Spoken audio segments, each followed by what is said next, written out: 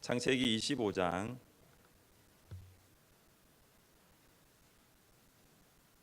1절부터 26절까지입니다.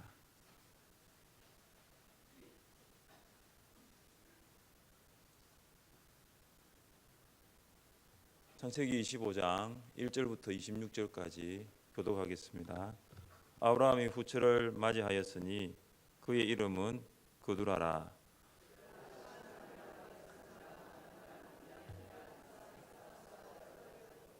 욕사는 스바와 드단을 낳았으며 드단의 자손은 아수르 족속과 르두시 족속과 로움미 족속이며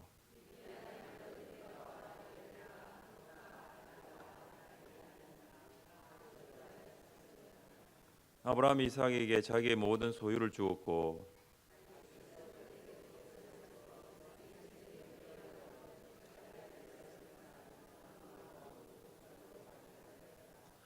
아브라함의 향년이 175세라.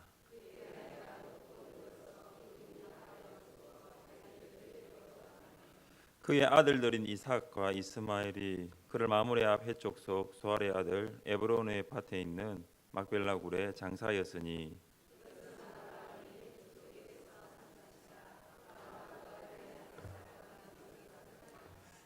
아브라함이 죽은 후에 하나님이 그의 아들 이삭에게 복을 주셨고 이삭은 브엘 라헤로이의 근처에 거주하였더라.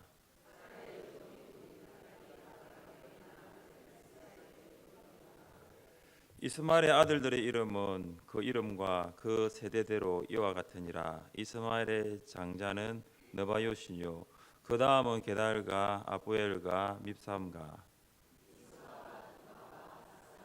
하닥과 데마와 여둘과 나비스와 게드마니.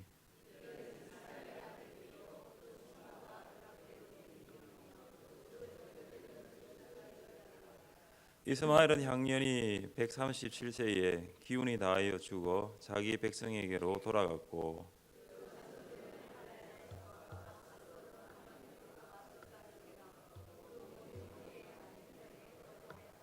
아브라함의 아들 이삭의 족보는 이러하니라. 아브라함이 이삭을 낳았고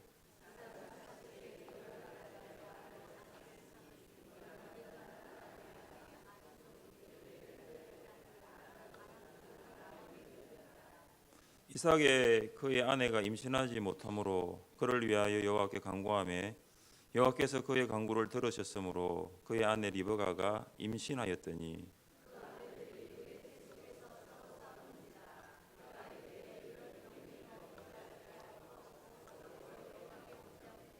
여호와께서 그에게 이르시되 두 국민이 내 태중에 있구나. 두 민족이 내 복중에서부터 나누리라. 이 족속이 저 족속보다 강하겠고 큰 자가 어린 자를 섬기리라 하셨더라.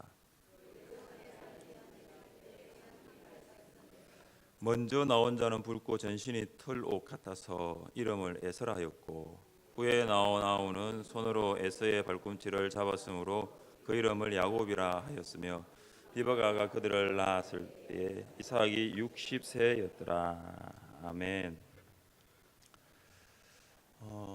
아브라함은 사라가 죽은 후에 후처 그두라를 맞이하고 그두라를 통해서 6 아들을 두었습니다. 본문 3절과 4절에 보면 이 6 아들 중에 욕산과 미디안을 통하여 자손이 매우 번창하게 되었다라고 기록하고 있습니다. 스바와 드단 족속뿐만 아니라 미디안 족속 또 아브라함으로부터 유래되었습니다. 후처 그두라를 통하여 6 아들을 낳고 그 아들들을 통해서 많은 족속들과 민족들이 나오게 된 것을 보면서 우리가 무엇을 알 수 있을까요? 이것은 하나님께서 아브라함이 많은 민족의 아비가 될 것이라는 하나님의 약속에 대한 성취로 볼 수가 있습니다. 하나님께서는 약속하신 것을 반드시 이루시는 신실하신 분이심을 믿으시기를 바랍니다. 아브라함은 이삭에게 자기의 모든 소유를 주었습니다. 아브라함은 이삭이 언약의 계승자이자 자신의 후계자로서 그 자리를 이어받을 수 있도록 그에게 자신의 모든 소유를 준 것입니다. 이제 이삭은 명치를 상부한 아브라함과 맺은 하나님과의 언약을 이어갈 계승자가 된 것입니다. 여기까지는 충분히 이해가 되는데 그 다음 아브라함이 그두라에게서 낳은 서자들에게도 재산을 주었다라는 부분입니다. 6절 말씀 같이 한번 읽겠습니다. 자기 서자들에게도 재산을 주어 자기 생전에 그들로 하여금 자기 아들 이삭을 떠나 동방 곧 동쪽 땅으로 가게 하였더라. 왜 아브라함은 서자들에게도 재산을 나누어 주었을까요? 원래 서자들은 재산을 상속받을 수 있는 권리가 없었습니다. 그러니까 아브라함이 재산을 분배할 의무도 없었던 것이죠. 그런데 아브라함은 왜 그들에게 재산을 분배했을까요? 그 이유가 무엇일까요? 그것은 아들 이삭을 보호하기 위해서입니다. 서자들과 그로부터 태어날 후손들이 이삭과 함께 있으면 그들은 분명히 이삭에게는 위협적인 존재가 되었을 것입니다. 아브라함은 이삭과 서자들이 한 곳에 머물며 살 때에 일어날 일들을 예견을 했던 것 같습니다. 이스마엘과 이삭이 한 집에서 살았습니다. 아브라함은 이스마엘이 이삭을 괴롭히는 것 때문에 매우 근심을 한 적이 있습니다. 그것을 아셨던 하나님께서는 아브라함에게 이스마엘을 내어 보내라고 말씀을 하십니다. 이처럼 아브라함은 자신의 죽음 이후에 이삭과 서자들 사이에서 발생할 수 있는 갈등을 미리 막으려고 했던 것 같습니다. 그래서 서자들에게도 재산을 나누어 주고 멀리 동방으로 가서 살도록 조치를 한 것입니다. 이런 조치를 보면 아브라함이 하나님의 언약은 서자들을 통해서 이루어지는 것이 아니라 그의 아들 이삭을 통해서 이루어질 것이라는 것을 믿었다라고 볼 수 있습니다. 만약 아브라함이 하나님의 언약이 이삭이 아니라 서자들 중에 한 사람을 통해서 성취될 것이라고 믿었다면 멀리 가서 살아야 될 필요가 없습니다. 이삭은 언약의 자손이었지만 서자들은 언약 밖의 자손이었습니다. 언약의 계승자이자 후계자는 서자들이 아니라 이삭이었습니다. 아브라함의 죽음 이후 하나님께서 이삭에게 주신 복을 보면 아브라함의 판단이 정확했다는 것을 볼 수가 있습니다. 11절 말씀 같이 한번 읽겠습니다. 아브라함이 죽은 후에 하나님이 그의 아들 이삭에게 복을 주셨고 이삭은 그의 라헤로이 근처에 거주하였더라. 하나님께서는 서자들이 아니라 이삭에게 복을 주신 것을 보게 됩니다. 그것은 이삭이 언약의 계승자이면서 또 언약을 이어받을 사람이었기 때문에 하나님의 복이 자연스럽게 이삭에게 흘러간 것입니다. 하나님께서 이삭에게 주신 복이 어떤 것일까요? 물질의 복, 건강의 복, 다양한 복이 있을 수 있겠지만 하나님께서 이삭에게 주신 복은 제가 보기에는 믿음이라고 생각합니다. 다른 복들보다 가장 큰 복은 믿음인데 여기서 믿음은 뭐냐 하면은 하나님을 알고 하나님과 개인적인 관계를 맺는 것을 말합니다. 그러니까 복들 중에 가장 큰 복이 믿음이라는 거죠. 부모가 자녀에게 많은 재산을 물려주어도 자녀가 하나님을 알지 못하고 하나님과 관계가 없다면 어떻게 보면 그 물질은 자녀를 망하게 할 수도 있습니다. 왜냐? 자녀가 하나님 중심으로 살지는 않기 때문입니다. 재물 중심으로 사는 것이죠. 그래서 가장 큰 복은 믿음이라는 것입니다. 여러분에게 하나님을 알고 하나님과 개인적인 관계를 맺는 믿음이 있다면 세상에서 가장 큰 복을 받았다는 것 믿으시기를 바랍니다. 여러분의 자녀도 마찬가지입니다. 내 자녀가 하나님을 알고 하나님과 개인적으로 관계를 지금 맺고 있다면 가장 큰 복을 받은 자가 여러분의 자녀입니다. 이 수요 성령 기도를 통해서 여러분의 자녀가 아직도 하나님을 알고 있지 않다라면 또 여러분의 자녀가 하나님과 개인적인 관계를 맺고 있지 않다라면은 말씀으로 양육하시고 기도하셔서 믿음의 복을 받을 수 있기를 주님의 이름으로 축복합니다. 당시에 이삭은 브엘라헤로이에 살고 있었습니다. 제가 지금까지 이걸 브엘라헤로이 이렇게 했거든요. 그래서 궁금해가지고 다시 한번 보니까 브엘 띄우고 라헤 띄우고 로이입니다. 한글 성경은 브엘라헤로 6글자 붙여놨는데 실제는 브엘 라에 로이입니다. 그래서 브엘라헤로이라는 뜻은 나를 살피시는 살아계신 하나님의 운물이라는 뜻입니다. 어디서 들어보신 적이 있을 것입니다. 하갈이 임신한 것으로 그녀의 여주인 사라를 멸시했을 때 사라가 하갈을 학대하게 됩니다.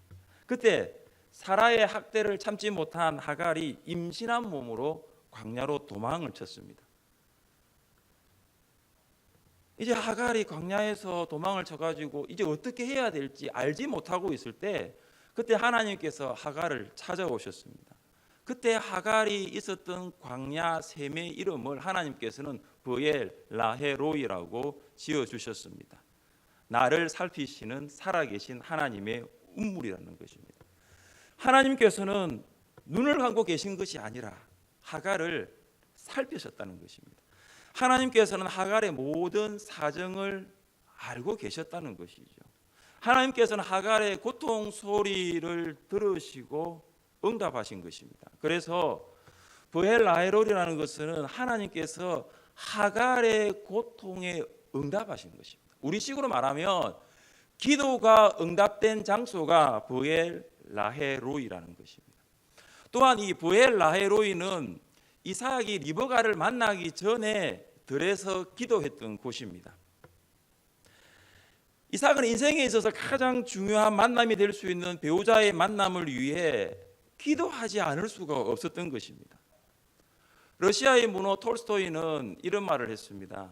바다에 나갈 때는 한 번 기도하고 전쟁에 나갈 때는 2번 기도하고 결혼할 때는 몇 번 기도하라고요? 여러분 다 3번 기도하셨죠? 먼 바다에 목숨 걸고 나가는 일보다 더 많이 기도해야 할 것은 결혼을 위한 기도라는 거죠. 전쟁에 나가는 일도 많이 기도해야 됩니다. 그러나 전쟁에 나가는 일보다도 더 많이 기도해야 될 것도 결혼이라는 것이죠. 그래서 이삭은 배우자를 위하여 기도하게 되었고 그 기도의 응답으로 리브가를 만나 결혼을 하게 되었습니다. 그래서 이삭도 브엘라헤로이라는 이곳은 하나님께서 내가 배우자를 위하여 기도할 때에 그 기도에 응답하신 곳입니다. 그래서 저는 이 수요 성령 기도회를 준비하고 또 기도하면서 우리에게도 이곳이 하갈을 찾아오셨던 하나님, 또 이삭의 기도에 응답하셨던 그 하나님, 우리의 기도에도 응답하시는 우리 하늘샘교회가 브엘라헤로이가 될 수 있기를 간절히 바랍니다.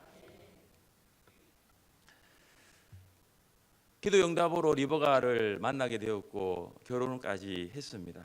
그런 이삭에게 어려움이 있었습니다. 그의 아내 리브가가 임신을 하지 못했던 것입니다. 아버지 아브라함이 겪었던 어려움이 아들 이삭에게도 반복되는 것 같습니다. 아버지 아브라함의 아내 사레가 임신하지 못했던 것처럼 이삭의 아내 리브가도 임신을 하지 못했습니다.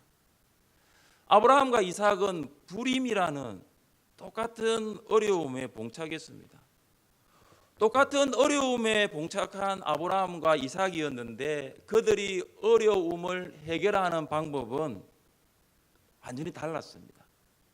똑같은 어려움, 다른 해결 방법이었습니다.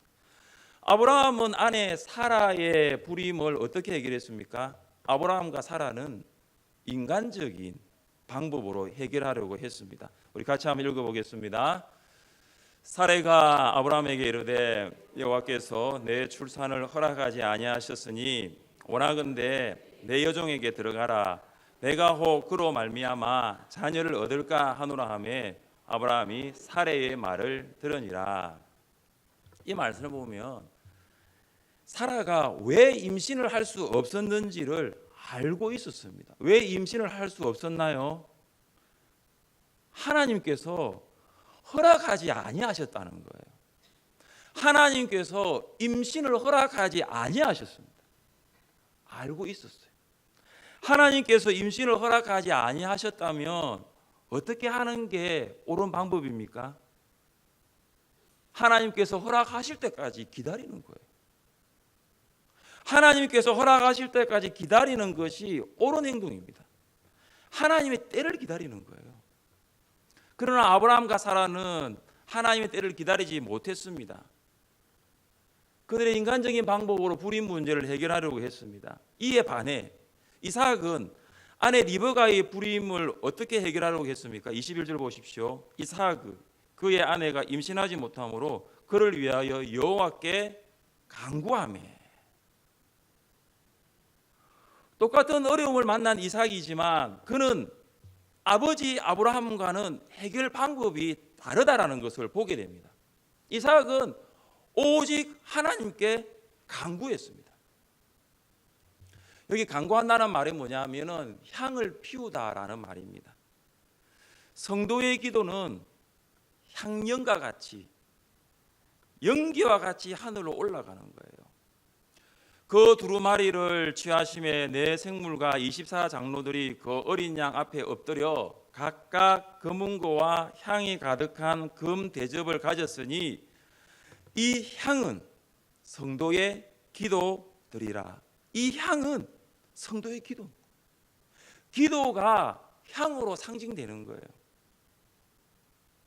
오늘 우리가 이곳에서 기도를 드릴 때 우리의 기도는 향이 되어 하늘에 올라가게 될 것입니다. 여러분의 기도가 유창하지 않아도 그 기도가 솔직하다면 하나님 보좌까지 올라가게 될 것입니다. 여러분의 기도가 잘 다듬어져 있지 않아도 진실되다면 하나님의 보좌까지 올라가게 될 것입니다. 여러분의 기도가 정말로 솔직하고 진실하다면 하나님께서 받으시는 줄 믿습니다. 외식과 가식이 아니라 마음에서 우러나온 진정한 기도가 향기가 되어서 하나님의 보좌까지 올라가는 것입니다. 그래서 이삭이 드린 기도가 바로 그런 기도였습니다. 이삭이 부엘 라헤로이에서 드린 기도는 하나님 앞에 거룩한 향기가 되어 올라갔습니다. 이삭은 기도하면서 하나님의 응답 외에는 다른 대안을 찾지 않았습니다. 이삭은 기도 외에 다른 곳으로는 불임의 어려움을 해결할 수 없다는 것을 알았습니다. 이삭은 사람으로는 할 수 없지만, 사람으로는 불임의 문제를 해결할 수 없지만 하나님께서는 그 문제를 해결할 수 있다라고 믿었던 것입니다. 여러분이 지금 당면하고 있는 어려움은 사람이 해결할 수 있는 것입니까? 그렇다면 사람을 만나면 됩니다. 사람에게 연락을 하고 사람에게 도움을 요청하면 그 사람이 그 문제를 해결해 줄 수 있을지는 모르겠습니다. 그러나 여러분이 지금 당면하고 있는 그 어려움은 사람이 아니라 오직 하나님밖에 해결하실 분이 없다라고 믿는다면 하나님께 나아갈 수 있기를 간절히 바랍니다. 당시에 여자가 자녀를 낳을 수 있는 것은 하나님이 주신 복이었지만 반대로 자녀를 낳을 수 없는 것은 저주라고 생각을 했습니다. 그런 이유 때문에 자녀를 낳지 못한 여자는 쫓겨나거나 이혼당하거나 가족 내에서도 아주 비천하게 취급되었다고 합니다. 그래서 모든 이 책임은 여자가 지는 거예요. 결혼은 둘이 했는데 아기 못 놓는 것은 여자 책임이에요. 그러면 남편은 다른 여자와 아내를 취해가지고 또 결혼해서 아기를 놓는 거예요. 그게 아브라함이 그렇게 했습니다. 그런데 이삭은 아브라함처럼 하지 않았습니다. 임신을 하지 못한 사람은 리브가였는데 기도를 한 사람은 이삭이었습니다. 아내가 임신을 못했는데 기도는 남편이 한 거예요. 이삭이 리브가를 얼마나 사랑했다는 것이 여기에 나옵니다. 한나의 경우를 한번 보세요. 한나도 불임이었습니다. 임신하지 못했습니다. 그러나 그녀의 남편 엘가나는 아내 한나를 위해 기도했다라는 기록이 성경에 없어요. 남편 엘가나는 불임 때문에 마음이 괴로운 한나에게 위로는 했습니다. 위로. 근데 정작 기도는 하지 못했던 거죠. 한나가 기도를 하게 된 것입니다. 이삭은 달랐습니다. 아내의 불임이라는 기도 제목을 가지고 하나님께 나아가 기도하기 시작했습니다. 기도의 응답으로 리브가는 임신을 하게 되었습니다. 사랑하는 우리 남자 성도님, 남편 성도님들, 아내를 위한 가장 큰 선물이 무엇일까요? 기도입니다. 기도예요. 아내는 남편을 위해서 기도를 많이 하잖아요. 아내가 남편을 위해서 기도하는 만큼 남편이 아내를 위해서도 기도할 수 있기를 바랍니다. 우리 교회 성도님들 중에 불임으로 어려움 중에 있는 성도님들 가정이 있다면 아내 보고 기도 하나 하지 말고 이제는 남편이 기도를 해요. 남편이 아내를 위해서 기도를 시작했으면 좋겠습니다. 경건한 남편들이 거룩한 손을 들고 전능하신 하나님의 이름을 부르며 나아갈 때에 하나님께서는 그들의 기도에 응답해 주실 줄 믿습니다. 이삭이 결혼했을 때 나이가 40이었습니다. 리브가가 아이들, 쌍둥이죠, 아이들을 낳을 때 나이가, 그때 이삭의 나이가 60이었어요. 이삭이 결혼 후에 20년 동안 자녀를 갖지 못했습니다. 20년 동안. 이것은 아브라함과 대조를 이루게 됩니다. 아브라함은 75세에 큰 민족을 이루겠다는 하나님의 약속을 받았지만 그는 10년을 기다리지 못했어요. 그의 나이 85세에 그는 사라의 종 하갈과 동침하게 되는 잘못된 선택을 하게 됩니다. 이삭은 아버지 아브라함과 어머니 사라가 잘못된 생각으로, 잘못된 선택으로 그 결과 큰 고통과 아픔을 겪었던 것을 알았던 것일까요? 아니면 아버지 아브라함이 이삭을 불러가지고 내가 85세 때 큰 실수를 하나 한 게 있는데 이런 이야기를 이삭이 들었던 것일까요? 아무튼 이삭은 아브라함과 똑같은 실수 하지 않았습니다. 이삭은 하나님께서는 아버지 아브라함에게 큰 민족을 이루겠다고 약속하셨고 그렇다면 나에게도 반드시 자녀를 주실 것이라고 믿었던 것입니다. 하나님의 약속이 더디 성취될 때도 있습니다. 그럼 확실한 것은 하나님의 약속은 반드시 성취된다는 사실입니다. 우리 함께 말씀을 읽어보겠습니다. 이 묵시는 정한 때가 있나니 거짓되지 아니하리라. 비록 더디일지라도 기다리라. 지체되지 않고 반드시 응하리라. 아멘. 비록 더디일지라도 어떻게 하라고 합니까? 기다리라는 거예요. 기다리라. 그러면 지체되지 않고 반드시 어떻게 하겠다고요? 응하리라. 더디더라도 기다리면 지체되지 않고 응답되는 거예요. 여러분에게 주신 하나님의 약속이 있습니까? 하나님께서 여러분에게 주신 약속이 무엇입니까? 이루어지지 않는 건가요? 더디 이루어지더라도 기다리십시오. 그러면 반드시 이루어지게 될 줄 믿습니다. 하나님의 약속이 성취되는 것은 전적인 하나님의 은혜입니다. 그것을 우리가 부인할 수가 없어요. 하나님의 은혜죠. 그러나 이삭의 예를 통해서 우리가 알 수 있는 것은 하나님의 은혜이면서 동일하게 인간의 적극적인 기도가 동반되어야 된다는 것이죠. 하나님의 약속과 성취 사이에는 두 가지가 있습니다. 하나님의 은혜와 인간의 기도라는 것이죠. 아브라함은 하나님의 약속을 받았음에도 기도하면서 하나님의 성취를 기다리지 못했습니다. 그러나 이삭은 10년이 아니라 20년을 기다렸어요. 리브가는 임신을 하였습니다. 쌍둥이를 잉태했습니다. 그녀는 임신 중에 정상적인 태동이 아니라 이상한 태동을 느꼈습니다. 태아의 격한 몸부림에 놀라게 되었습니다. 쌍둥이가 태 속에서 서로 싸우고 있었습니다. 쌍둥이가 태 속에서 싸운다는 거, 이거 정상적인 행동 아닙니다.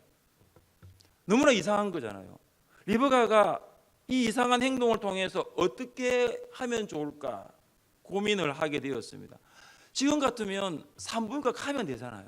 산부인과 가가지고 의사와 상담하면 금방 알아낼 수 있는 것이지만은 그렇게 할 수도 없는 거예요. 리버가는 스스로 이 어려움을 해결할 수 없다는 것을 알게 되었습니다. 그때 리버가는 어려움 앞에서 사람을 찾아간 것이 아니라 하나님께 나아가 기도를 하게 됩니다. 하나님, 이상합니다. 정상적인 태동이 아니라 이상한 태동이 느껴집니다. 매우 고통스럽습니다. 어떻게 하면 좋을까요, 하나님?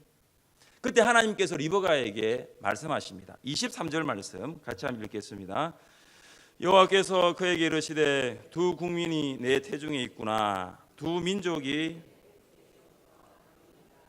이 족속이 저 족속보다 강하였고 큰 자가 어린 자를 섬기리라 하셨더라. 하나님께서 두 민족의 조상이 태속에서 싸우고 있다라고 말씀하셨습니다. 그리고 어린 자가 승리를 거두게 될 것이라고 하셨습니다. 실제로 야곱의 후손인 이스라엘 자손과 에서의 후손인 에돔 족속 사이에는 전쟁이 끊이지 않았다는 것을 성경의 기록을 통해서 보게 됩니다. 리버가는 혼자서 어려움을 해결할 수 없는 그 상황 속에서도 사라와 달랐습니다. 그녀는 하나님께 나아가 기도하고 하나님의 말씀을 듣게 되었습니다. 사라는 불임이라는 어려움 상황 가운데서도 하나님께 나아가 기도했다는 기록이 없고 인간적인 방법을 선택했습니다. 이삭과 리브가 어려움을 해결하는 방법이 동일했습니다. 직접 해결할 수 없는 어려움 앞에서 이삭과 리브가는 아브라함과 사라와는 다르게 인간적인 해결책이 아니라 먼저 하나님께 나아가 간구했습니다. 그리하여 이삭과 리브가 세대는 그들의 부모 세대와는 달랐습니다. 여러분, 어떤 상황에 직면하고 있습니까? 지금 하나님 앞으로 나아갈 수 있기를 바랍니다. 어려운 문제와 상황 앞에 있지 말고 하나님께서는 하나님께로 나아오기를 기다리고 계십니다. 우리 함께 말씀을 읽어보겠습니다. 그러므로 우리는 긍휼하심을 받고 때를 따라 돕는 은혜를 얻기 위하여 은혜의 보좌 앞에 담대히 나아갈 것이니라. 아멘. 우리가 기도를 통해 하나님의 보좌 앞에 나아가면 하나님께서는 하나님께 나아오는 자들에게 때를 따라 돕는 은혜를 주십니다. 우리가 해야 될 일은 하나님께 나아가는 것입니다. 어려운 문제 앞에 주저앉아 있지 마시고 하나님께 나아가는 수요 성령 기도에 될 수 있기를 바랍니다. 그리하여 기도가 향기처럼 하나님의 보좌까지 올라가 기도의 응답을 받는 여러분 되시기를 주님의 이름으로 축복합니다.